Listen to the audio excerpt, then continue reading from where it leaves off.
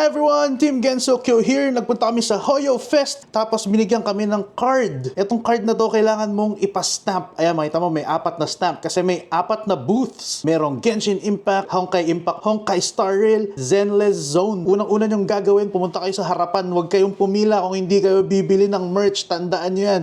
So, una namin ginawa ay pumunta kami sa Honkai Star Rail booth. Binigay sa amin itong cute na lobo na to. Next, tong card na ito, ang next na ibinigay ay isang limited edition commemorative ticket. Sobrang angas. Ang ganda, tignan nyo naman. Binigay din sa amin ito. Etong card na to ay may naglalamang code sa likod. And next na booth na pinuntahan namin ay ang ZZZ. So binigyan din kami ng commemorative ticket at binigyan kami ng stickers. Kaya pumunta kayo kahit hindi kayo bumili ng merch, ang dami nyong makukuhang freebies. Seryoso. Next, Honkai Impact. Ito yung OG. And binigyan din kami nito, wheel.